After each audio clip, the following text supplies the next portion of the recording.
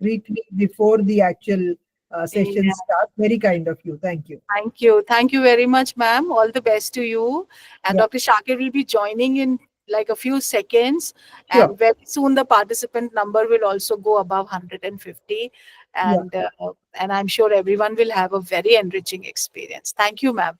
yeah. Thank you. Thank you, Aksara. Yeah, yeah.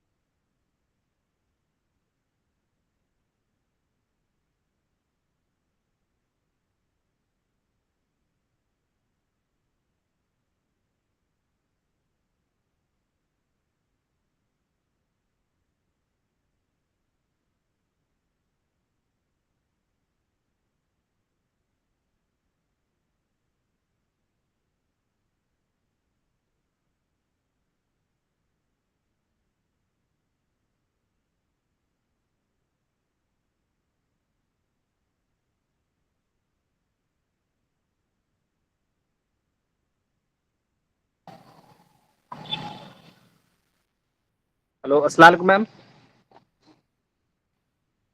Assalamu alaikum, ma'am.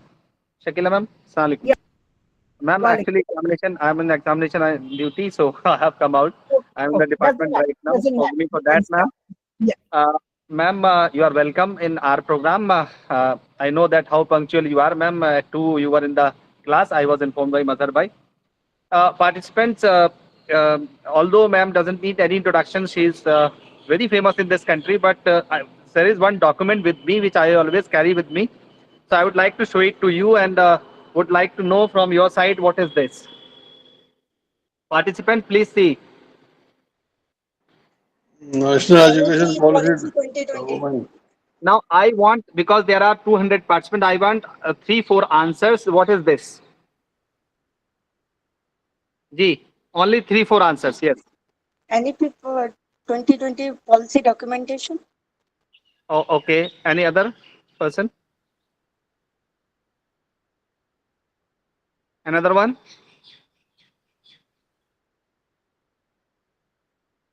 Two, three more responses actually I think I expect from you people because you are teaching in higher education and you must have idea about this document. Yes, you are writing NEP 2020, Madam framed. I think somebody is well versed already. So yes, you are right, dear colleagues. We have with us a person who has worked on it, having direct experience of working on this NEP, Professor Shakila T. Shamsu ma'am, who is the former OSD officer on special duty, National Education Policy 2020. She is the best person to speak on NEP because she has framed it with her colleagues. Ma'am, thank you very much. You have come, you have given us time, despite your busy schedule, you have given us time. Always you are ready for lectures, especially when it comes to teaching and learning, you are always available. Ma'am has been former secretary of Committee to Draft National Education Policy, honorary advisor, Special Education Policy, Center for Public Policy Research, Kerala. She is having the experience of around 4 decades in teaching and administration. As I have already mentioned, she has been the former OSD of NEP. She has also worked as nodal officer of Government of India scheme of National Mission on Teachers and Teaching. I think the teachers of higher education are already aware. She has also been the joint advisor Education Planning Commission of Government of India. She has published a good number of papers in national and international journals of repute, and she has also been involved in preparation of 11th and 12th plan. I think the best resource person for this topic to talk on NEP. And teachers, you can clarify your doubts, or if you want to say something, ma'am will definitely will interact. Ma'am, these participants are very much disciplined. They are interacting with the resource person, and most of the time they are on mute mode. As and when you will ask them to, then only they will open their mics, ma'am. Thank you once again, ma'am, for coming in the illegal in the online mode. Thank you, ma'am. Yeah. Thank you, Shakir. And let me request all the participants to keep your videos on. I'm very disturbed when I see only black cubicles with alphabets of your names and names being written over there. So can I request all the participants to please switch on your videos unless you have a bandwidth problem. And my format would be, am I not audible to you? There is someone, Hemant, who is saying I'm not audible. Am I not audible? No, ma'am. You are audible, ma'am. Audible, Madam, ma'am. you are audible. Hemant, I think Audible. you should check at your end. There should be some technical problem. at Madam, you your are end. both audible. Yeah. So let me invite, as is my usual pattern, I would like, it's about 4:08 now. Maybe a couple of you can share some thoughts on the national education policy, not in terms of its characteristics or features, but in terms of some challenges that you all are facing when you're implementing holistic and multidisciplinary education. So can I request a couple of you to come forward, and then I'll jump into my topic of governance and management, including leadership, as envisaged by the national education policy. And once again, may I request all the participants to put on their videos.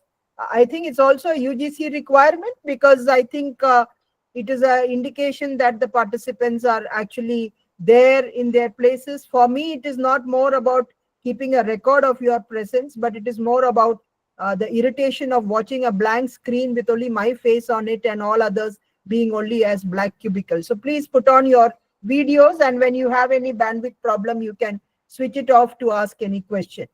Please come forward.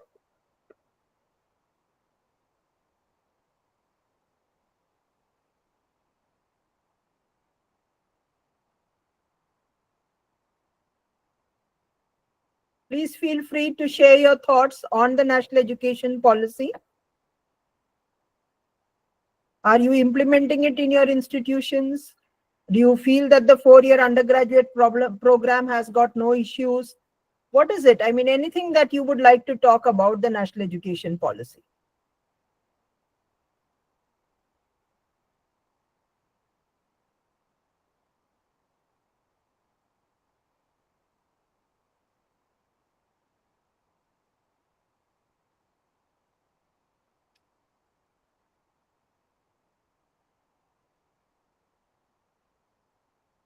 Not one participant to have any thoughts on the national education policy? That's very sad. About 110 of us over here.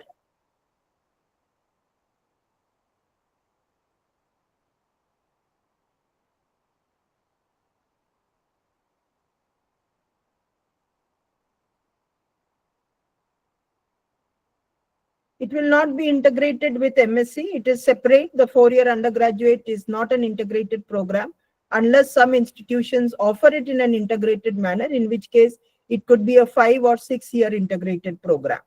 But if it is 4 years, the integrated MSc would only be a 5-year integrated program. That is the BSc of 4 years with the 1 year of the MSc. I hope you are able to unmute yourselves and ask.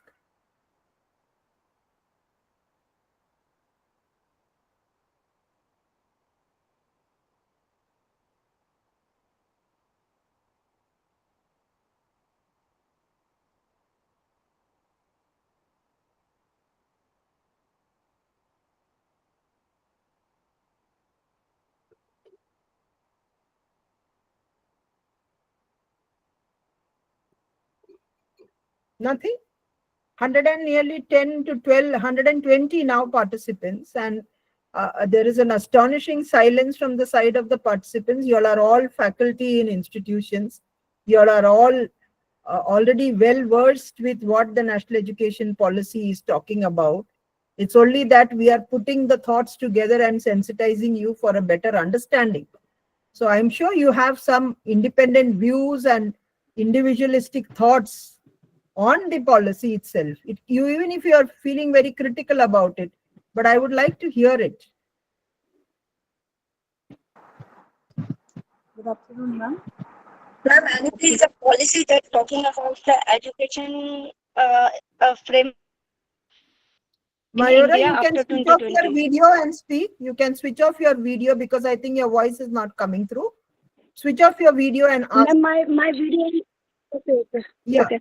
Ma'am, NEP is a framework of education of Indian government from 2020. Right. Any thoughts on the policy? Any thoughts on the policy? We know that it has come out in 2020 and that we have been implementing it in institutions from a couple of years. But any other concerns that you have about the policy? Please take your time, but please come forward. Good afternoon ma'am Good afternoon. Ma'am मेरा ये सवाल है कि what about the research माने already we are taking for 4 years graduation and what about the it should be beneficial for students if we are going to conduct research on 4th year, that is the last year of our students. Yes, it should be. I'll come to that. Yeah, Lavanya, please go ahead. You raised your hand. Good afternoon, ma'am. I'm Yeah. Lavanya, faculty of English from Andhra Pradesh. Right. Ma'am, two things. Maybe I'm totally wrong. When we are talking about national education policy, most of the time we are talking about the tertiary education. But things have to be real, reforms have to start at the beginning is what I feel. There are efforts being made. Apart from that, like ma'am has expressed, research is something that requires a long-term preparation and it takes a lot of dedication. Now, if we allow them to go after 1 year, you will give a certificate. After 2 years, you will give a diploma, all this. How will the research progress? And the main handicap for India is earlier we were a great research in the ancient days. But now what we lost, the edge over other is research is the one that we lost. Now, again, when we have this split kind of education, where you can leave after 2 years, after 3 years, you can do it sometime later. And this is the same kind of policy which is there in US and other Western countries. Isn't that the reason why the students from India who have done a regular education without a break, achieved a good merit and a continuous understanding of the subjects, have an edge over the other West, especially in the field of technology and all? So how will this address the need of the hour of the time? Maybe I'm totally wrong. Yeah, that's the one thing that I said. You're free to express your views and I appreciate your concern. Yeah, Anisha, Anisha and then Mayura. Yeah. About the multidisciplinary studies for the student. Right.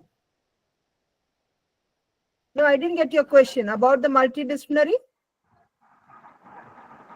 Ma'am, multidisciplinary studies for the student.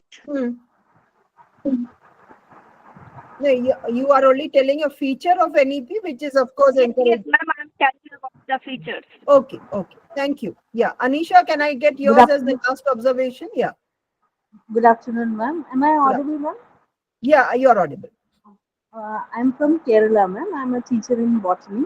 What I have felt as a concern is NEP is in support of interdisciplinarity, and it is good also. When it comes to research, interdisciplinarity is good. But at the graduate level, there are a lot of apprehensions, and also it has not parallelly reflected in the job market, especially in the government positions. When there is a comparison, whether I study this combination, what will be my prospects, then it is difficult to convince the students in that regard. Though government job, the charm has reduced, but still there are government positions coming up. So interdisciplinarity doesn't reflect very well when it comes to eligibility with regard to government post. That is what I felt as an apprehension and that kind of anomaly. I don't know whether I'm correct, ma'am. No, that's true. That's as I said, each one is free to make their own perceptions, which is a perception which may or may not be something that may be correct, but may not necessarily be applicable across. But you're free to do that. So, Anisha, I take that point also. I think we have. I'll take up all of these and sort of look at, because all of you all are talking about holistic and multidisciplinary, which is what I really wanted to. One more, if I'm Yeah. allowed to, say Lavanya, Lavanya. can I hear Sheetal and can I hear Yeah. Kashyap, and then Okay. add on to your thoughts? Yeah, Sheetal, please go ahead, and Kashyap after that.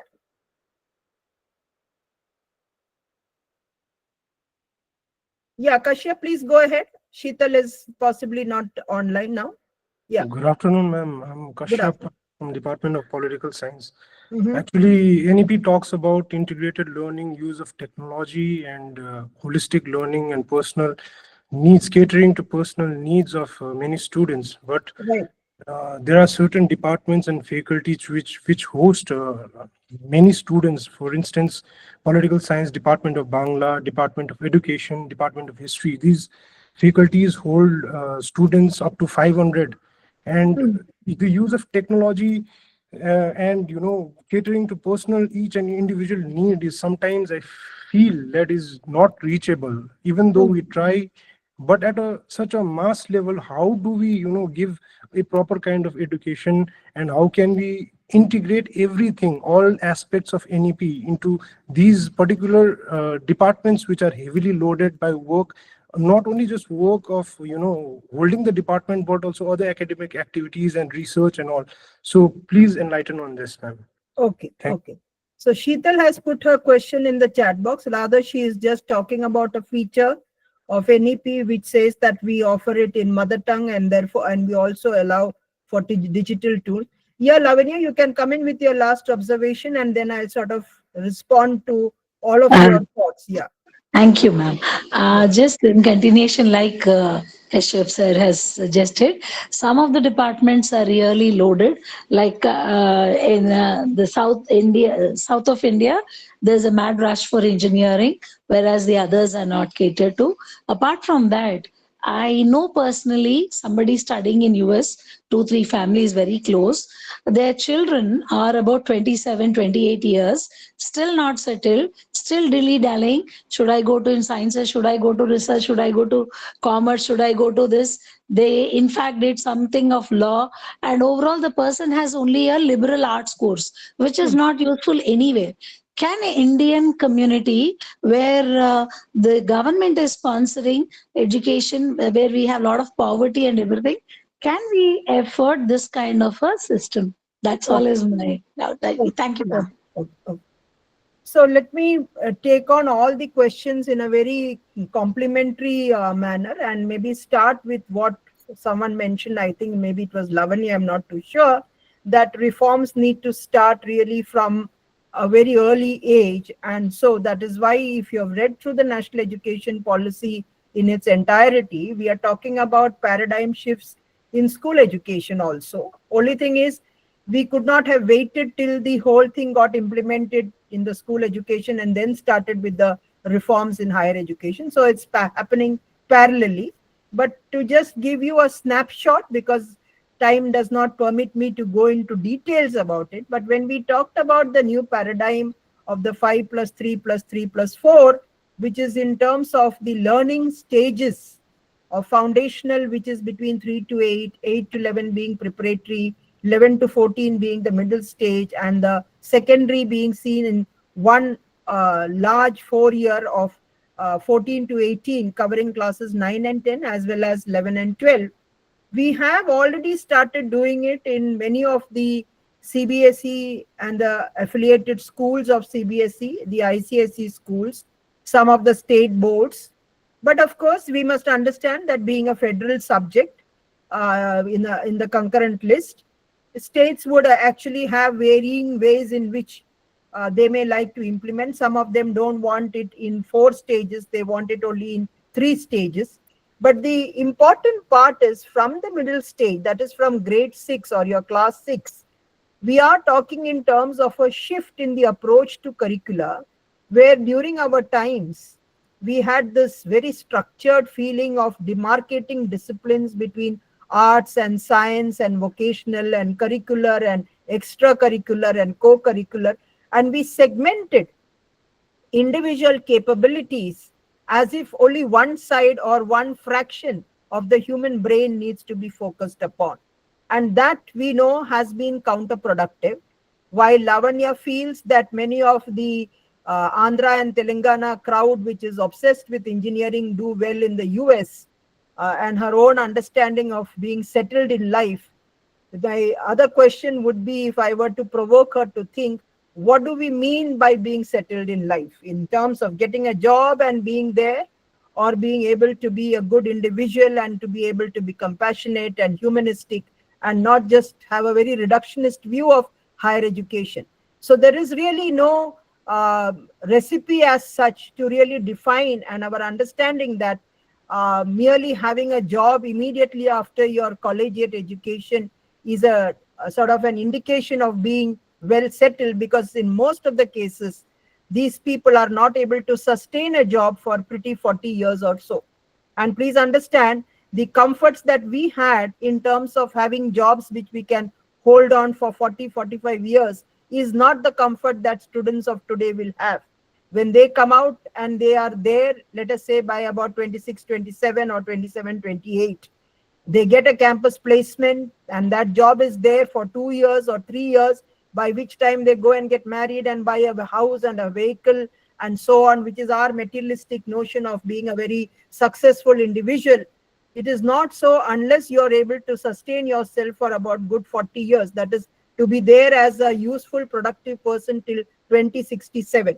We can't even visualize that.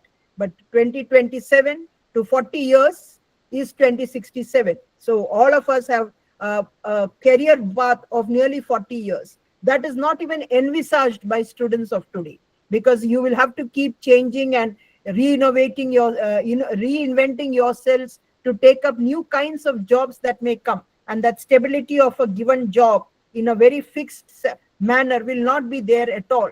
So the reason why it is very important to provide flexibility is almost something, as I call it, the imperativeness, and that the structured systems that we had was possible when knowledge itself was seen as a singular, insular kind of a discipline. But that insularity of a knowledge discipline is non-existent today. It is very fallacious to believe that when you learn, let us say, mechanical engineering, there is no element of social aspects, or there is no element of performing a certain task in a creative manner that comes about. So the intersections between disciplines have become very blurred. And as a consequence, it is inevitable that we move towards interdisciplinarity and multidisciplinarity. Now, we come from an education system, all of us sitting here, which is 20th century. And in the 20th century, we believed in the rigor of a single discipline. Whereas in the 21st century, the job profiles, the concern that our friend from Kerala was saying, government jobs do not reflect the need for interdisciplinarity, which is not necessarily true.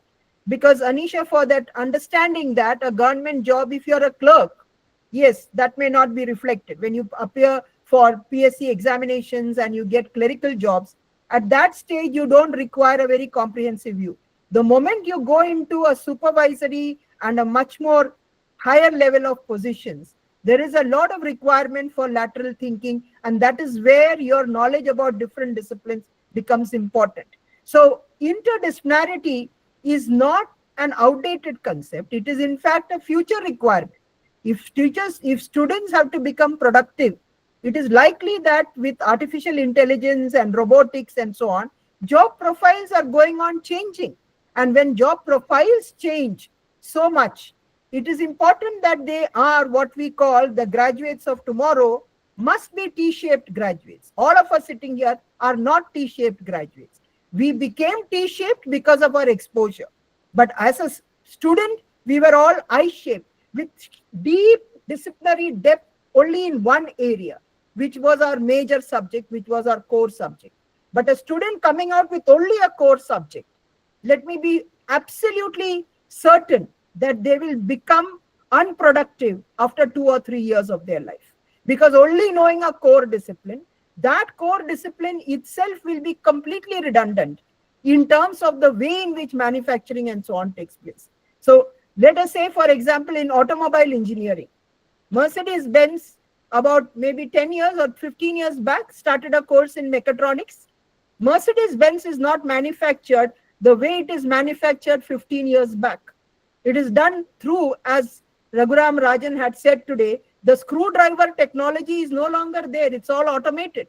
So unless the student knows that kind of automation and the student is familiar with that, and that is what the NEP is trying to make them really sort of balance on one side the aspects of values, citizenship, digital skills, understanding of the environment. On the other side, you're telling that they should be technologically very savvy and so on. So it's a spectrum that they should have. It's a range that they should have.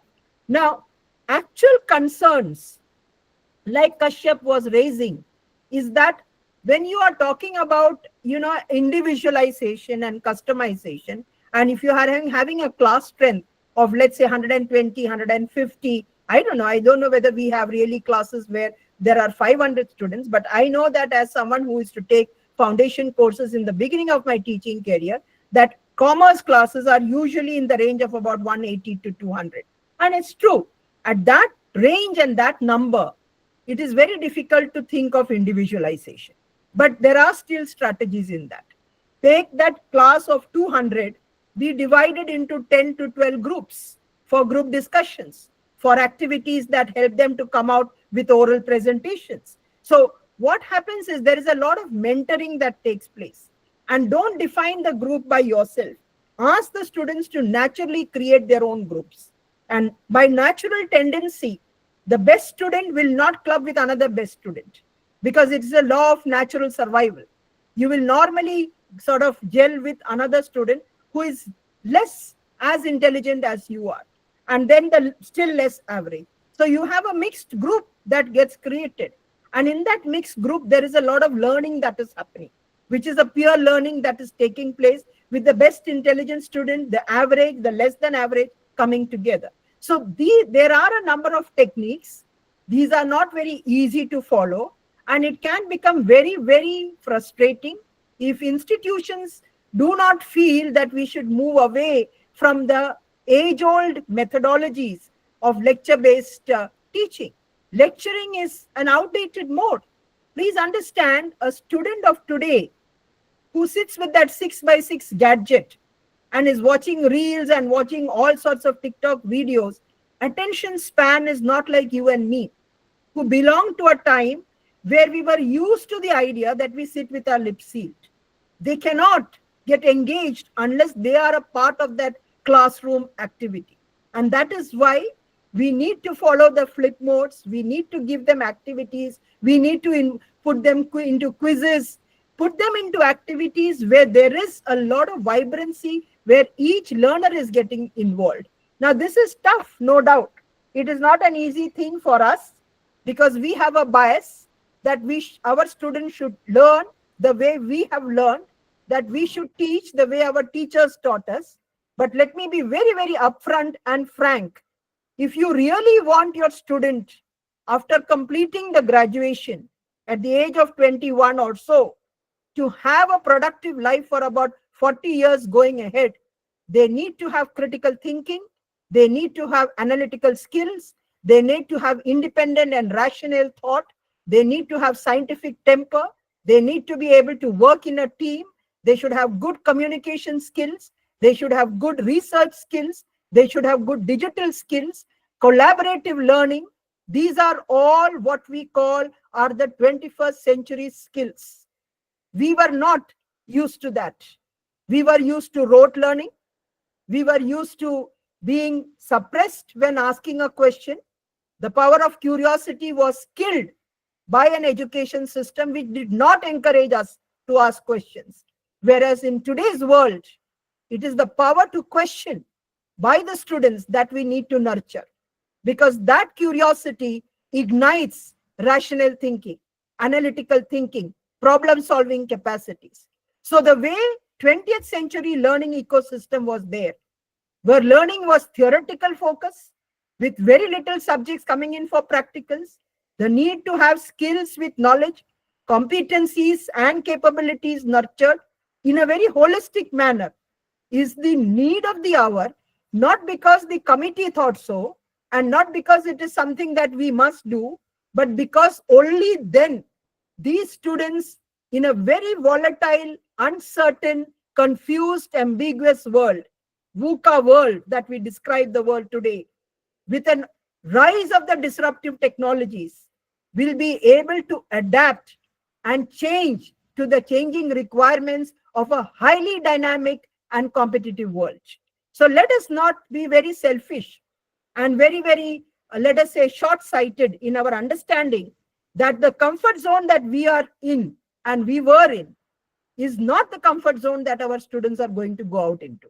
And that is the reason why flexibility, customization, choices in the curricula, the pedagogy, the assessment, the language, the medium of instruction, as someone said, all these, along with giving them a bouquet of common courses or foundation courses, the core courses, the interdisciplinary courses, the ability enhancement courses, the value-added courses, the skill-based courses, gives them a complete package. We do not know what among these will come into use, let us say, in 2040. You and I cannot even visualize that, what the world would be like. So when you're looking at driverless cars and when you're looking at robotic surgery, which are all using a lot of, let us say, disruptive technologies, and when the entire technological giants themselves are saying that AI is going to take over many of the jobs that we human beings used to do, and that computer programs and algorithms will be the thing that will be the norm for the jobs tomorrow. In that scenario, let's not superimpose our methods of teaching. What I always tell during my programs is you will be doing a crime if you continue to teach your students the way you were taught, which is with no disrespect to our teachers. But our teachers were not there in a time when we students had to become multidisciplinary, when we students need to become T-shaped graduates. There was no threat of disruptive technologies, and the obsolescence in which skills and competencies are taking place today was not there at all during our 70s and the 80s and the 90s that we were getting educated. So let us not carry forward our system thinking that, yes, it paid off. And let me also once again tell Lavanya that the definition of what is being settled in life is something that we are conventionally used to in a mindset where most of the most successful companies in this world, which are there today, are not being led by people who had full-fledged even education. And so that is not necessarily an indicator of success.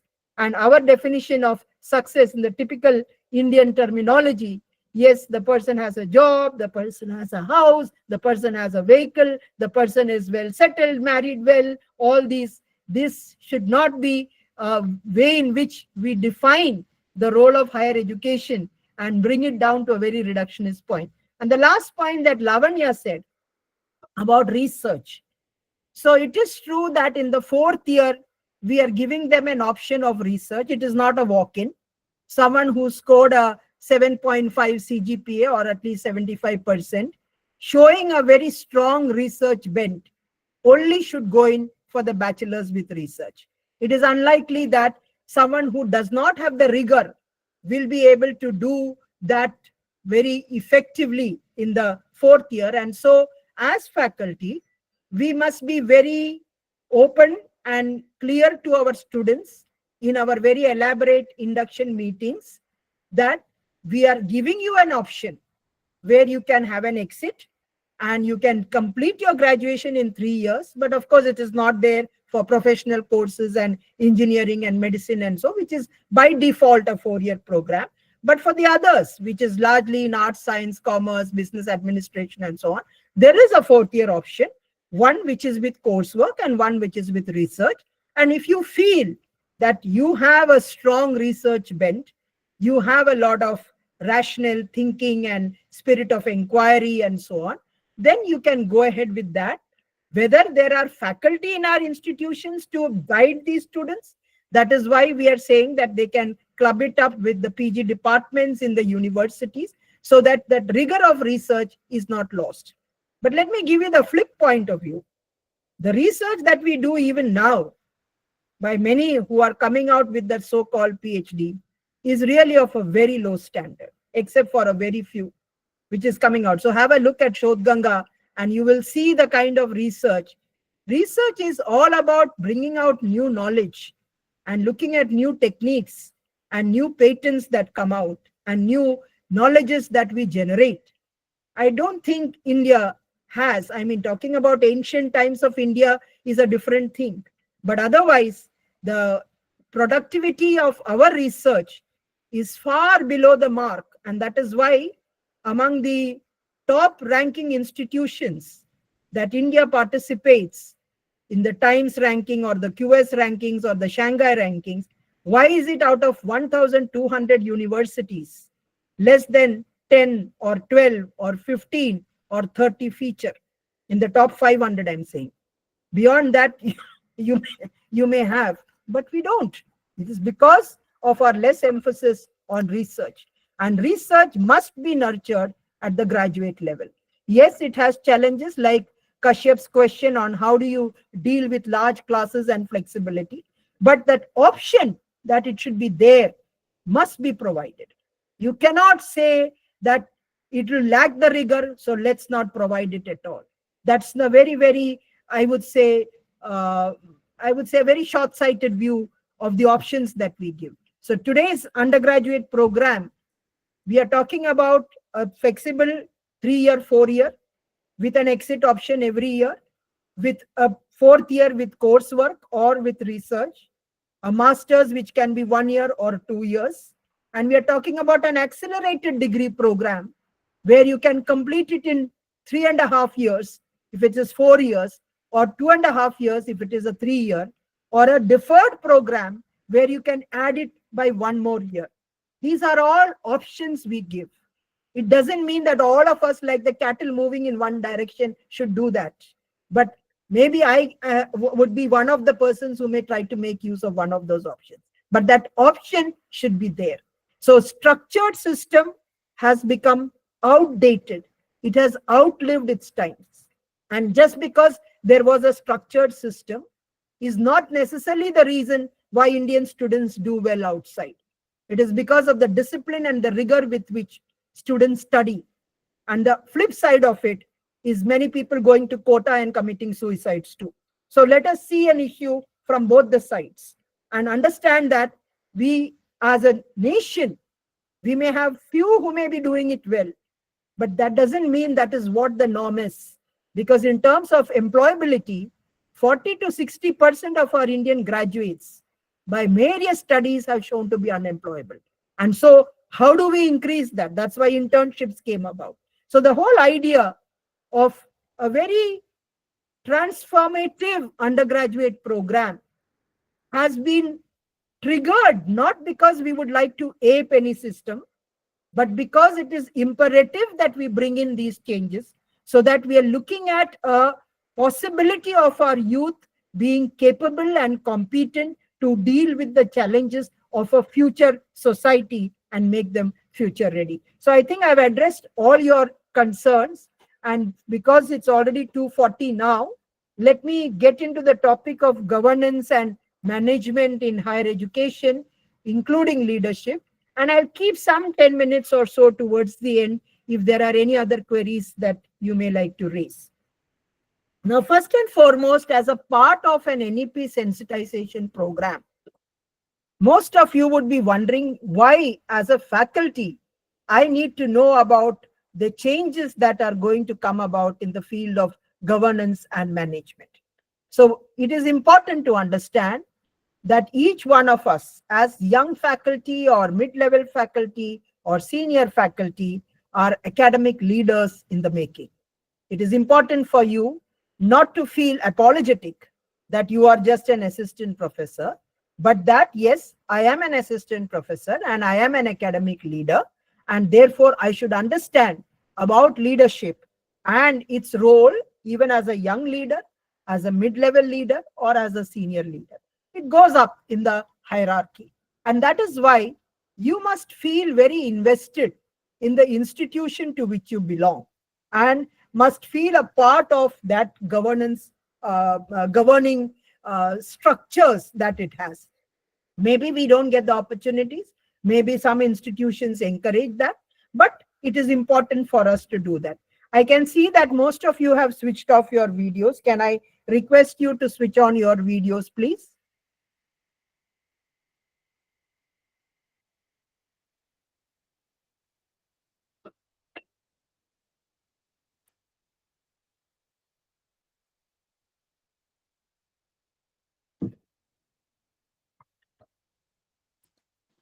Ma'am, because of the rain here, the network is a bit, this thing, I'm very much there, ma'am. Okay. No, I am not taking it for your attendance, Lavanya. No, no, I no, am I'm trying just to telling you. have my Yeah, own self-interest protected in terms of having a feel of talking to people rather than looking at a blank screen and I seeing only understand, my ma'am. own face being reflected on that. I We am not all bothered have, about no, no, UGC keeping a record. Thank you, no, no. Lavanya. Yeah, that's okay. We, Yeah, we all have experienced that, ma'am, during COVID, yeah. teaching to the blank screen with pictures. Thank Yes, you. and that definitely is a very irritating feeling. So that is my request to put it on. It's for my own selfish interest. Yeah. So talking about, I would put this topic in three parts. Firstly, as educators, you must understand that this topic becomes important in understanding the challenges in India's higher education, and to some extent how these challenges have been addressed through certain strategies and recommendations that we brought out in the policy. Let me also be very sort of fair to say that most of these have not necessarily taken off in the manner it should have taken off, but that is still treated as work in progress.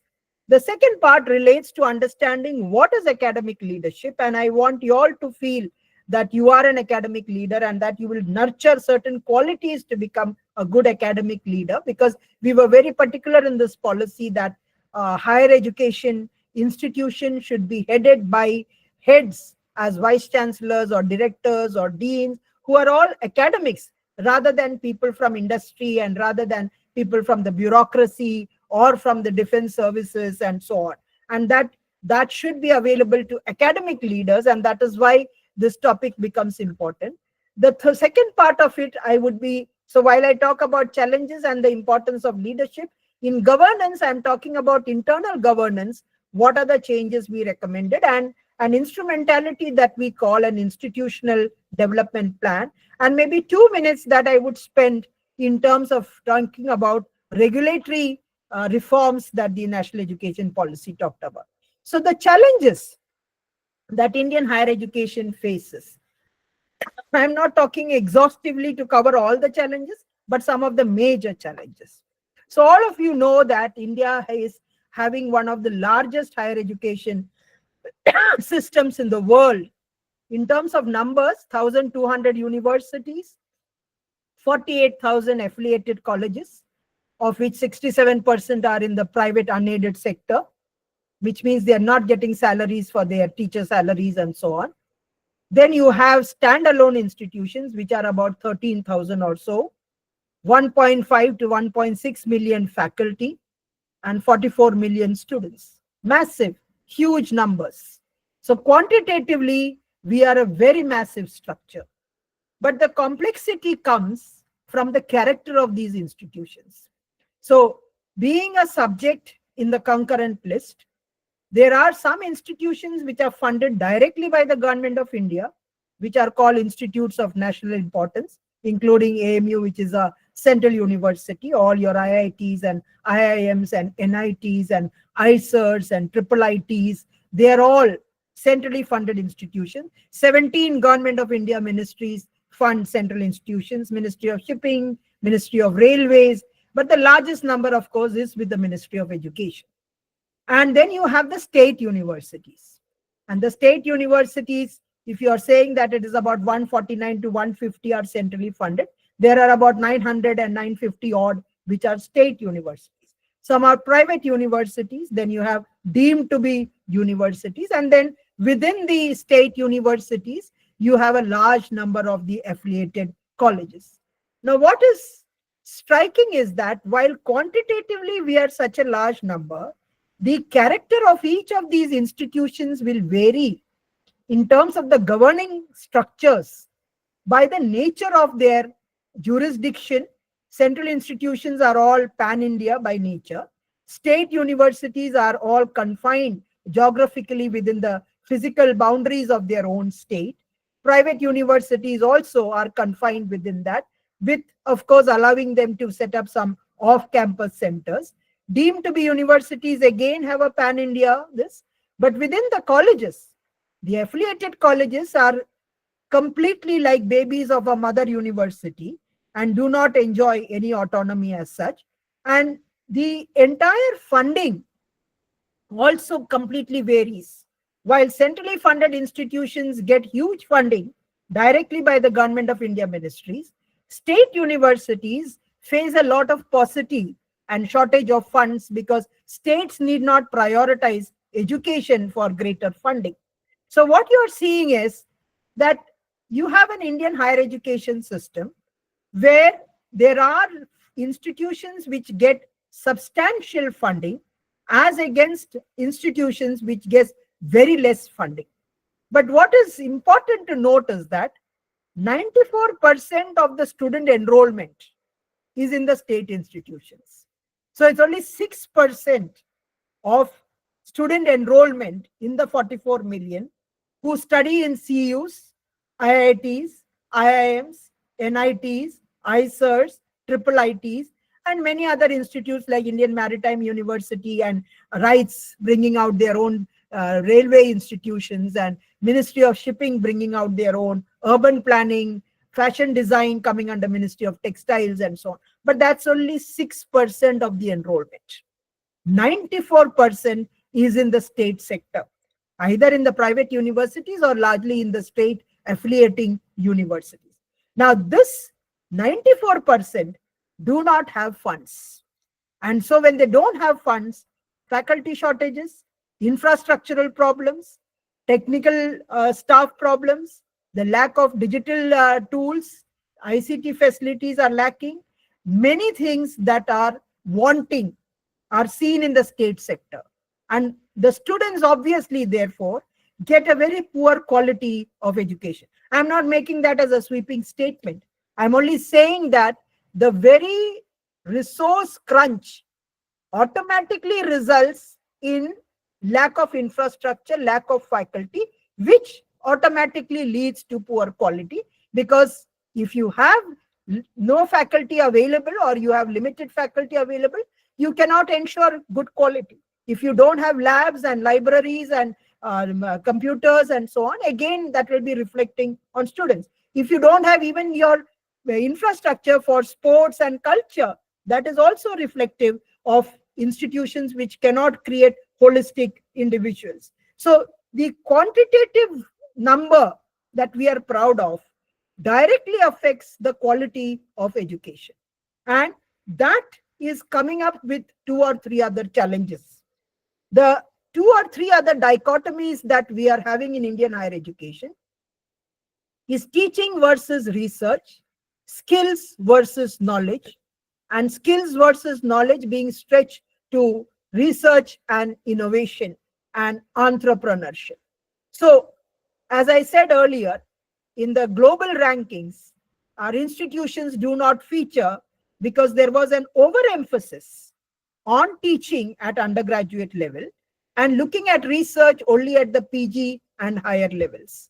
Whereas, where it is very important that we recognize teaching and research as being complementary to one another, as if they were 2 sides of the same coin. This divide that we created is where our ability to leverage research abilities in our students really was at a low level.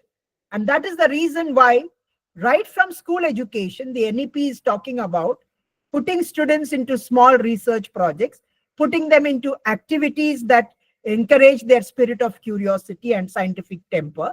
Going further in the undergraduate, that we are talking about research skills as being a common course, talking about research as coming as an option under your 4th year of the bachelor. So what we have done is to really entwine teaching and research together. In the same breath, we are also talking about skills and knowledge, going by the 4 pillars of learning, that it is not sufficient to have learning to know, but you must have learning to do. And that is why skills and knowledge need to go hand in hand together. Our understanding that skills means you're preparing students to become a plumber or an electrician or a mason is all very outdated. We are talking about skills today, which is looking at retail management, which is looking at MSME sector, which is looking at logistics, which is looking at digital marketing, which is looking at agribusiness, which is looking at the finance markets and talking in terms of forecasting and all those things, which is of very high order of skill-based education. And therefore, skills and knowledge must be combined. And that again has been addressed through a very multidisciplinary concept of including skill enhancement courses and so on, and also coming up with a national credit framework and a national higher education qualification framework, which seeks to amalgamate the importance of skills and knowledge going forward. Stretching these two forward is on one side the importance of research going towards innovation. What you normally hear that we should be able to sort of nurture innovation in students. And so that is why innovation clusters, innovation hubs, these are being encouraged, along with, of course, a very strong culture of research through a industry, academia, research laboratories network, and the NRF that we created, the Rashtriya Anusandhan Ayog, is basically to address the lack of emphasis on research and innovation and creating an ecosystem where you can nurture it and give opportunities for students to have a tie-up not only with industry but with the research laboratories and with all the associations like INSA and others, which can encourage a lot of research that can happen, publications in peer-reviewed journals, promoting the idea that you can come out with patents. You need to have a culture that encourages that, and not merely study something from the textbook and go out and think that you will become a very productive individual. The same way on skills, you need to take it forward to entrepreneurship. Your normal adage, job seekers and job creators, what does it mean? Job creators, you need to develop entrepreneurial qualities in our students. Indians are known world over to have a very high risk-taking ability. That is how we had small businesses which thrived and small industries that thrived. Our entire small-scale industries that come up because of the risk-taking ability. Do we nurture that? We do not nurture that. So entrepreneurship and entrepreneurship education and inculcating that entrepreneurial skills in our students, rather than thinking that no, everybody needs to only go for a PSC job or try for a job, work with their certificates under their armpits and keep walking out to search for jobs.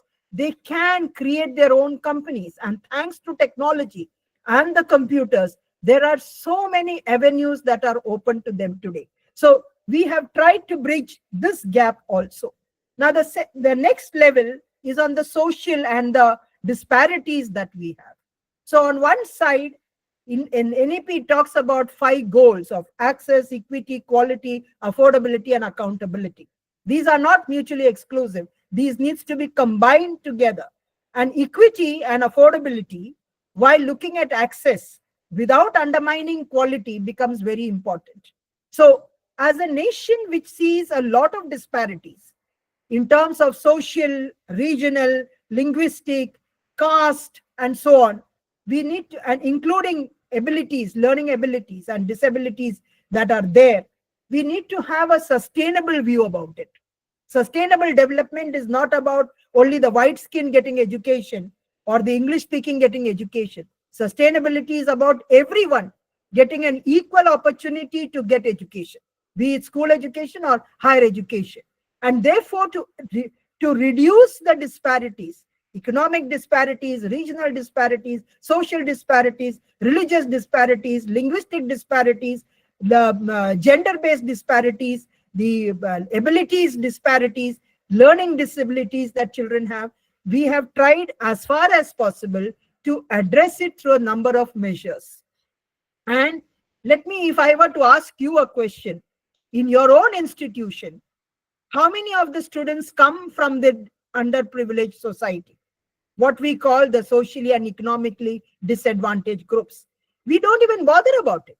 Are there children who are physically handicapped, who are having learning disabilities? Why don't we ask ourselves these questions? Where are these students? If they're not coming to us, if your college is situated in a place where you know that predominant area has a large number of people who come from the SCs or the STs or from the minorities or from the linguistic minorities. I studied in Mithibai College in Bombay. It is declared as a linguistic minority institution. Gujaratis are one of the most well-to-do population in India, but they are a linguistic minority when it comes to its location in Maharashtra. So we were aware of the fact that this is a minority institution in terms of a linguistic minority. Are we aware as students and as faculty as to whether we are being inclusive by nature? We need to have that in our mind. Inclusion is not putting it something in the constitution and talking about a reservation. It is about ensuring that our classrooms are diverse and our classrooms take care of their student diversity. So the NEP addresses that to some extent too. Now coming to the digital divides. So while we talk a lot from the rooftops about the use of ICT, it is very important as a faculty, do we use ICT? Do we integrate it? Not because COVID came and we are doing an online session, but using technological tools and digital tools during our class sessions is very, very important. And you must ensure that students give their assignments using the computers so that they learn the basics about many of the programs that they need to do. Digital skills are almost like having communication skills today if they need to have their employability quotient to go up. So the digital technologies are to be integrated for better teaching and learning, for reaching out to larger numbers without compromising quality, to have e-content, to have multimedia, to have many forms in which you have a more enriching learning experience and a very stimulated learning experience. Why it becomes more important is that the students are very tech savvy and we are not. Let us be very fair and accept that limitation. So we need to get ourselves trained so that we start using the technology. And when I describe a teacher of today, I describe that teacher to be a co-learner, because the teacher along with the students learns to use technology in a very positive manner and a proactive manner to enhance the learning outcomes. So going towards digital technologies, we are talking about hybrid models, blended models, online education, massive open online courses, virtual universities, digital universities. This is what the NEP has said, and this is not something that we can choose to ignore because it is an inevitable reality going forward. The next dimension relates to the importance of what I may say, autonomy and accountability, directly a governance related matter. So public funded institutions being funded by the government always have an excessive interference from the government. And that sort of drives at the very core of the autonomy of the institution. What do we normally say? That all higher education institutions are autonomous. They enjoy academic autonomy, administrative autonomy. Only for the grants you are dependent and so on. Whereas because the grants come from the government, you find the over interference from the governmental bodies, from the local, let us say, political leaders. You find a lot of politicization that happens, which is directly detrimental to the autonomy of the institution. And the importance, therefore, to maintain a balance between autonomy and accountability, which has been an age-old issue, is certainly addressed in the NEP through some measures, because our conversation is on that. I will come to it in a short while. For the paucity of time, I'm not wanting to repeat it. The next issue is three more issues that I talk as challenges. One is how we perceive that the quality of higher education is poor, and whom is it attributed to?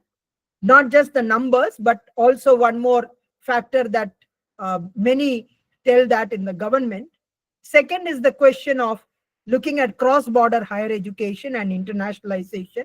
And third is the question of funding. These three challenges. The first one, poor quality of higher education, I said at the beginning, is the large numbers we are talking about.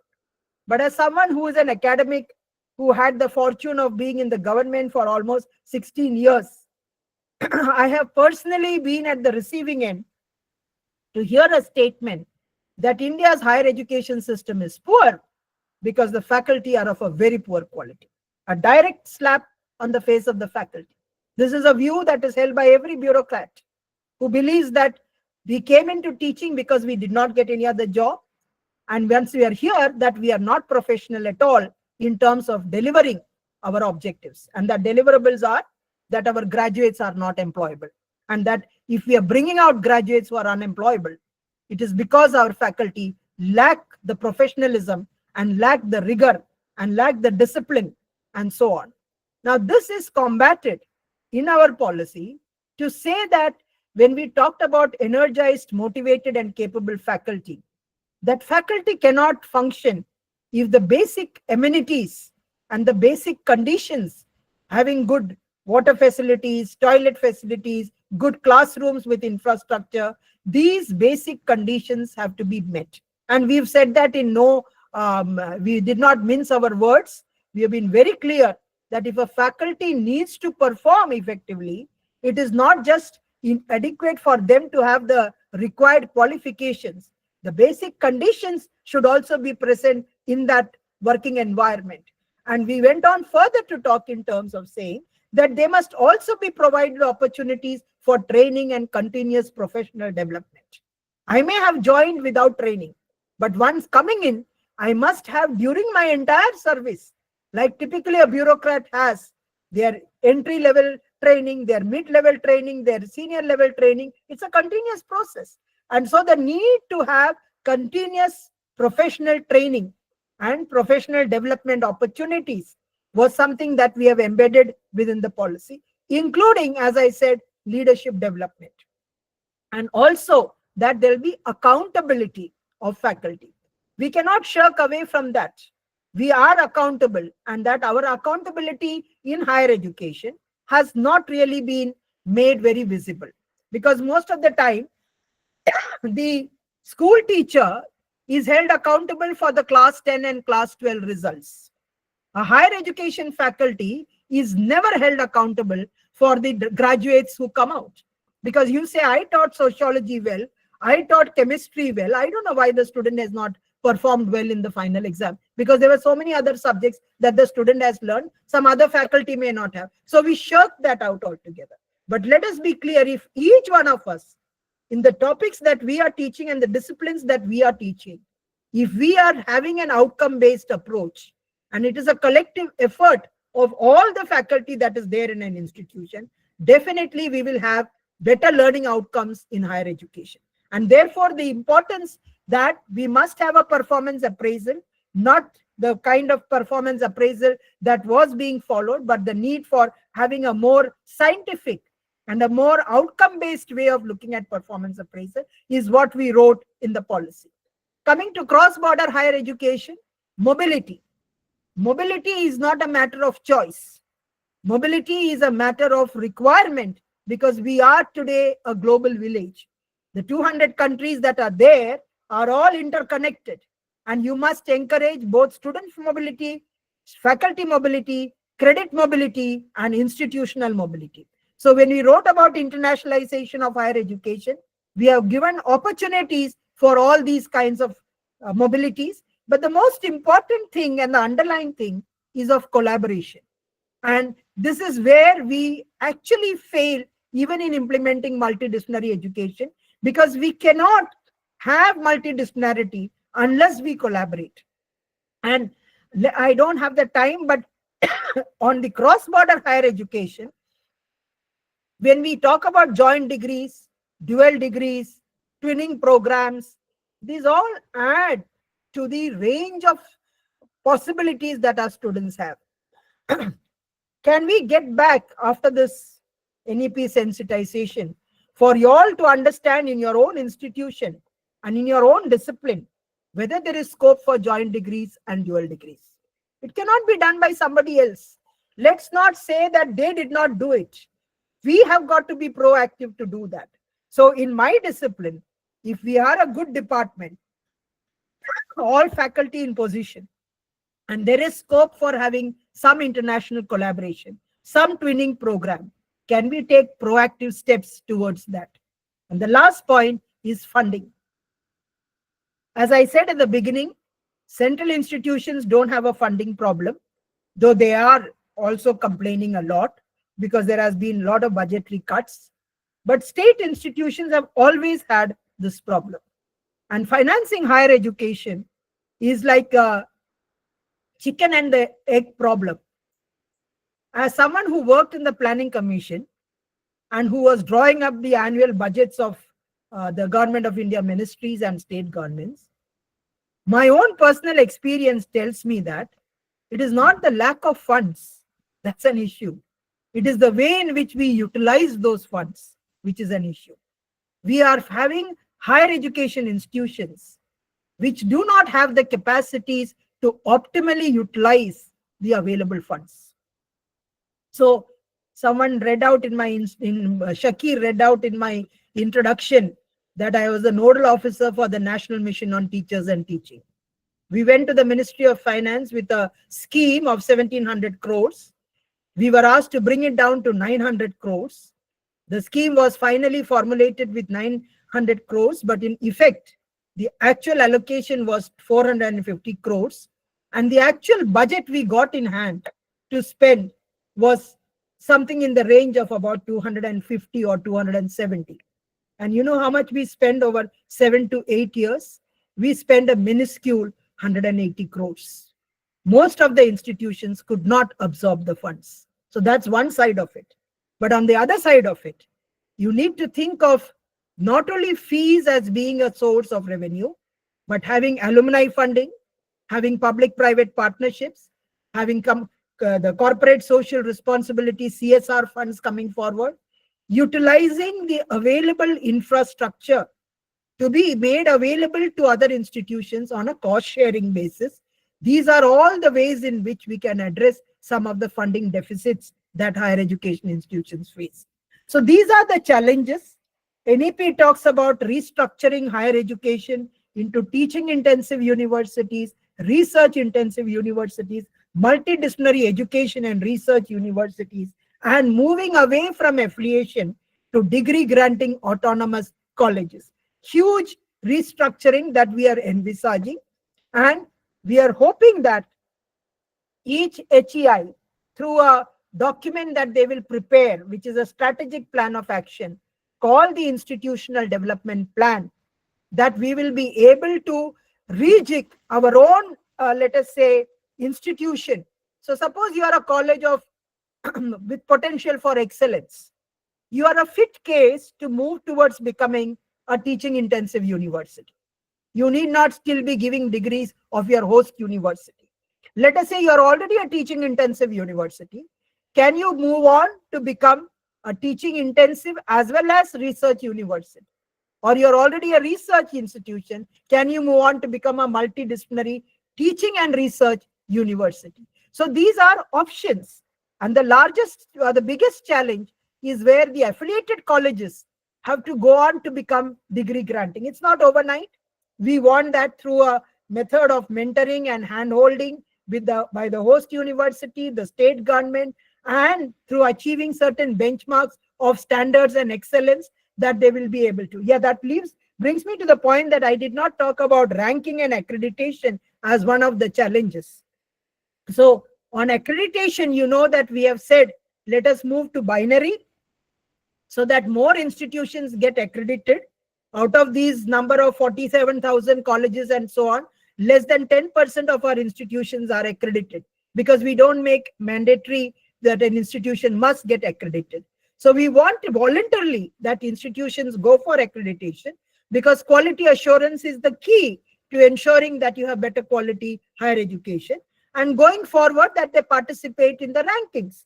And the least that we do is the NIRF rankings. Some states have come out with their own ranking frameworks, but it should be voluntarily done, because you're trying to test your own ranking vis-a-vis other institutions. And that's where I say that we must always encourage competition at a student level, at faculty level, and at institutional level, so that we achieve greater excellence. Now, coming back to the IDP, if you want to read more about it, you can always search for developing an institutional development plan that is available on my ResearchGate website, where I have outlined in detail how an institution can prepare an IDP. UGC has brought out its guideline. I'm just trying to tell you in a snapshot what it is.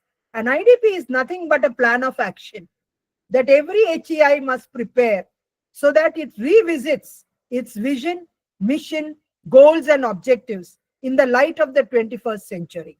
And it sets for itself certain targets, quantitative targets and qualitative targets, to meet the 5 goals of access, equity, quality, affordability, and accountability. So it will do a SWOT analysis, so that you will make an assessment of your own institution. What are my strengths? What are my weaknesses, opportunities, and threats? And according to that, address those shortcomings that you have, so that you are able to achieve the desired outputs and outcomes. So you devise a set of performance indicators, and you prepare an IDP, not prepared by a third-party agency, not outsourced to someone else, but prepared by a collegiate body within the institution, which has student representatives, teacher representatives, parent representatives, civil society representatives, educationists, scientists, agriculturalists, performing artists, sports people, all of them being a part of that exercise,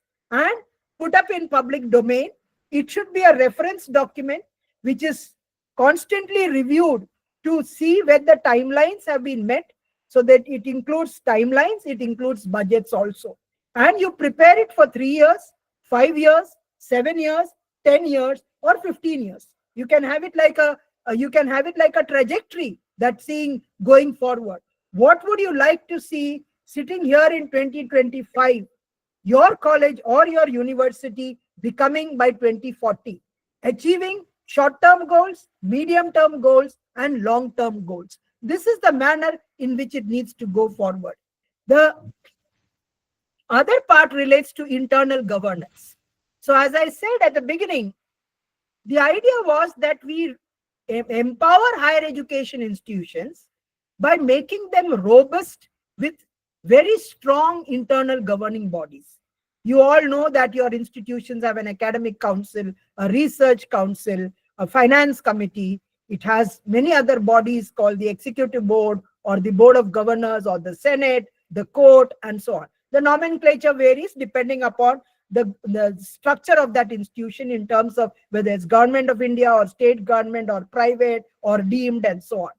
What that we are trying to say is that the importance of having robust internal governing bodies, which are nominated by the institution itself, with least amount of political and bureaucratic interference, and again a collegiate exercise in terms of representatives of all those people that I just mentioned to you, and where you also should be an intrinsic part of that exercise. So internal governing bodies, we said, must be made strong with internal nominations, with again a collegiate and a participative and a democratic process. It should be fair and transparent, using technology, not having anything that is hidden but is available in public domain, and that you have very strong enterprise resource planning and management information systems that ensures that it is all there for public scrutiny, and therefore it is fair and transparent disclosure.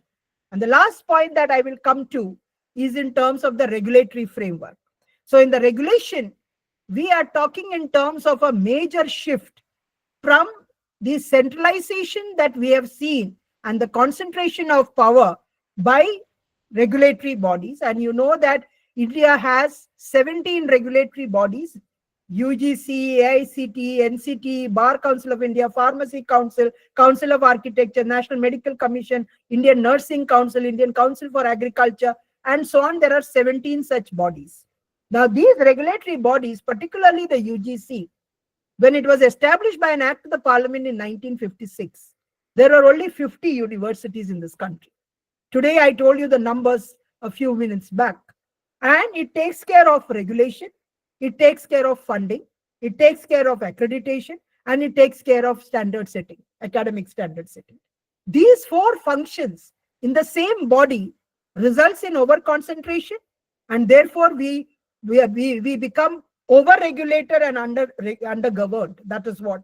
And so what we recommended, a light but tight regulation and the idea of separation of powers.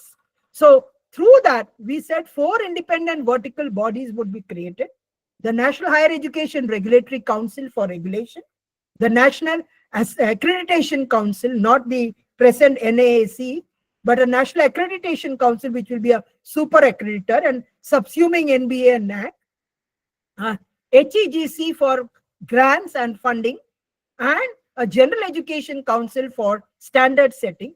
And all the regulatory bodies like AICT, NCT, and so on will become the professional standard setting bodies in their own discipline. So there was a separation of powers: regulation, funding, accreditation, and standard setting. Since these are 4 independent bodies, there has to be an umbrella architecture should there be conflicts between these bodies. And that is how the legislation we recommended was the Higher Education Commission of India. This was announced by the Honorable Finance Minister in 3 or 4 budget speech, but it is still a work in progress because there is a lot of effort required in consensus building with the state governments and also among the regulatory bodies. And we hope that maybe in a couple of years, at least at the max, that we must be able to visualize that. Already accreditation reforms are taking place. Many of the regulatory bodies are also thinking in terms of bringing about changes with this new architecture. So it is a work in progress. I think I'll stop over here to keep 10 minutes for you for interaction. So let me just sum up. The challenges in India's higher education are very large in terms of the numbers and the factors of quality and so on. And we have said, the last point I think I have left out is that we need to look at very robust internal governing bodies, have HEIs prepare IDPs, which are significant strategic action plans, so that they are able to have a clear strategy going forward, and that we should have use of technology for public disclosure and transparency in the way we have fees, admissions, examinations, recruitment, name it. You can have it all being there so that it is there for everyone to see. But on an academic leader, yes, that as I said at the beginning, that you all are all academic leaders. And when we talk about an academic leaders, largely we are talking about certain qualities that an academic leader has. Firstly, visioning and strategizing.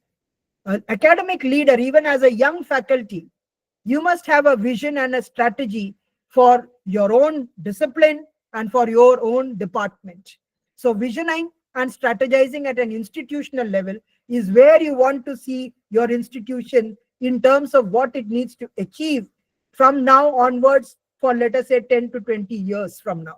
And visions and missions are never frozen in point of time. You go back and visit your own college or university website. There will be a vision and a mission statement. It was made when the college was created or the university was set up. It is still now seen there, cast in stone. It is not something to be cast in stone. It needs to be revisited. As an exercise, you all can start rewriting a new vision and a new mission that your institution should be looking at. The next is, of course, in terms of communication skills, conflict resolution. It is very important to be able to communicate to all cross sections of stakeholders. You see, an education institution is a very complex organization. It's not like a business organization or an industry organization where there is only an employer, which is the management, and the employee. It is dealing with teachers, it is dealing with students, it is dealing with parents, it deals with administrative staff, it deals with technical staff, it deals with menial staff, and all these cross sections. We must be able to address points of dispute that happen, and conflict resolution, timely decision making, ensuring that you hear all varying points of view to arrive at very rational decisions become very important. Next is the students and the teachers. So for students, what are the support services that we need to provide? How do we address student grievances? How do we look at student diversity? And how do we provide better learning for them in terms of both teaching and research? Same for the teachers. What are their basic requirements? Are they being met? Do we give leave to the teachers to participate in conferences and seminars? Do we encourage them to follow up on their research? Do we give them the space and also provide them opportunities for training and retraining and professional development? The other quality is in terms of, as I said, internationalization, and in terms of funding, and in terms of industry academia linkages, entrepreneurship with skilling, and the interface between skilling. So about 10 qualities that we talk about in terms of a good academic leader is something that I would think each one of you must try to nurture, because you need not start thinking, I just started my career and am I going to become a head of the institution? You need not become a head of the institution. If you develop the idea of leadership, you will be a good faculty to the teachers, to the students. You will be a good colleague to your others. You will be a good collaborator. You will have so many things that encourage research, which encourages tying up with skill-based industries, helping students in internship. These are all an ecosystem that comes about through leadership.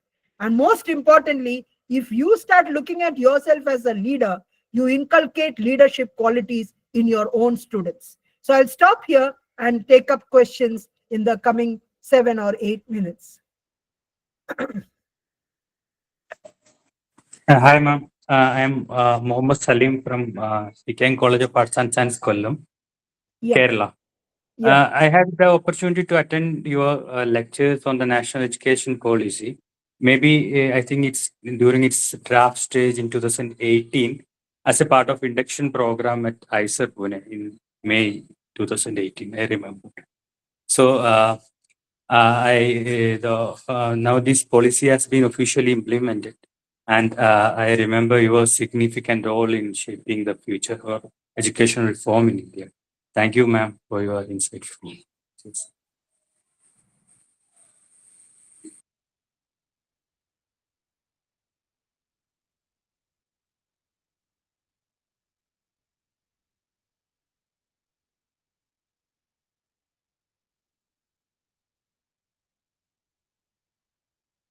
Any questions, please? Ma'am, it's not a question, Lavanya here. Ma'am, it Yeah. was very clear and very comprehensive of the intention. We are reading this. In our institution, we have been implementing all this,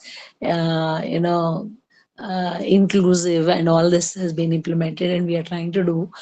What my concern when I raised those things was, practically we are a private institute, so there are certain limitations, and we are in an urban center. So does it actually work out for the rural areas? That is my concern at the higher education level. That's all. I'm not aware of it. What is happening there? No, Apart the from that, rural areas are also, they struggle a bit more. The yeah. challenges are more, but there are ways in which rural institutions also find out innovative solutions. Yeah, And there are strategies by which we handhold the rural institutions also. And in fact, the emphasis should be largely on the rural areas, because that is when the goals of access and equity and affordability becomes more important. Yeah. That is exactly Oh, what I was raising your asking. hand. Yeah.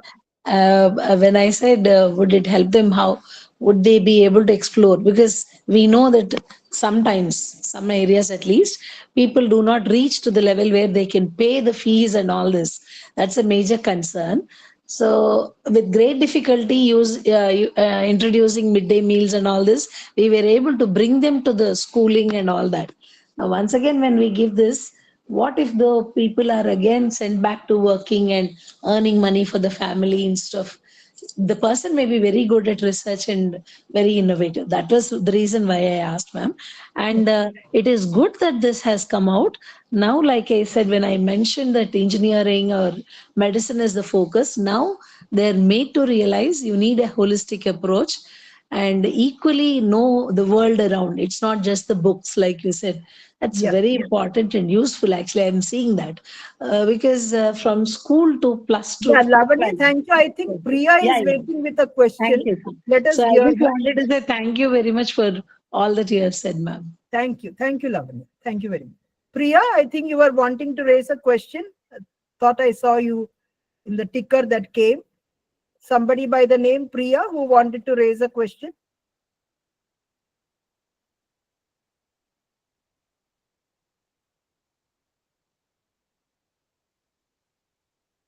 Anyone by the name Priya who wanted to ask something?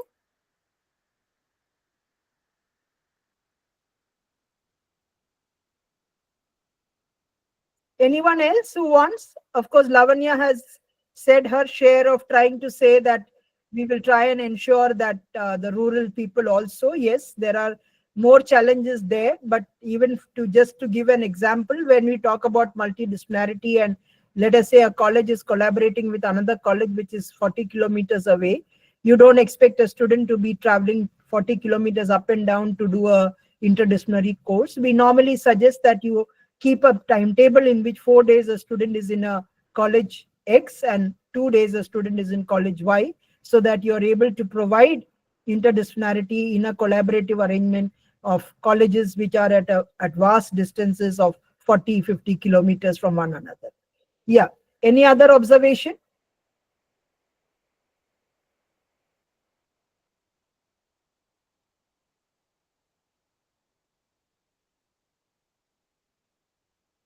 So all that I want you to do, getting back to your institutions, is not merely to attend an NEP sensitization and orientation program, but attitudinally to bring about a change where you start looking at how diverse your classrooms are, and if they should be diverse and they are not, why they are not diverse. How are your institutions having a vision and mission on your college and university websites, whether it is relevant in the changing scenarios? If not, that whether we can look at the vision and mission in a new direction. And most importantly, whether your own college or university has started taking any action on preparing an institutional development plan. And if not, that you should say that it is a very, very important strategic document that we need to bring about, so that you are able to see that your institution grows. Your growth and the institution's growth must happen in parallel, and you must feel invested in the institution you are a part of. So it's not just going there and taking a class and coming back, but it's about actually helping, empowering students and also helping the institution to reach larger levels of excellence and better outreach through internationalization and so on. So feel a part, organic part of your own institution and contribute to it in its own organic manner for its institution's growth, which will help students' empowerment, your own empowerment, your department's empowerment, and have a very collective and cohesive way in which you look at growth. It is not growth happening in disparate ways. Growth happens only when we come together, and we must start cultivating that quality of collaboration. We are very poor at it, and we need to start working. We don't talk to our colleagues. One department doesn't talk to another department. So where do we think of institutions collaborating? 21st century learning is all about collaboration. So let me inspire you and provoke you to start looking at how you could become more collaborative and how you can really inculcate a spirit of multidisciplinarity. Multidisciplinarity is not an aggregation of numbers. Multidisciplinarity is a question of assimilating disciplines together, and it is required. And unless we attitudinally change from our 20th century thinking, we will become the dinosaurs who are extinct and irrelevant to the educational landscape. So I think I'll stop here. I don't think there are any more questions coming. I'm not too sure whether the AMU person is there with all his examination duty and so. So thank you very much for being somewhat, I would say, interactive, though I would have loved it to be much more. And thank you all, and wish you all the very best into whatever endeavors you are. And hopefully that, you will set some benchmarks for yourselves so that your students also start excelling in the fields that they would like to go ahead. So wish you all the very best. Sharmishta, you have raised a hand. Would you like to ask a question? Or is that an inadvertence? Sharmishta Gupta Datta. Did you have a question or was it an inadvertence? Okay, I think she must have wrongly pressed the putting up of the hand. So thank you all. Stay blessed and take care, and wish you all success in your endeavors. Thank you, ma'am.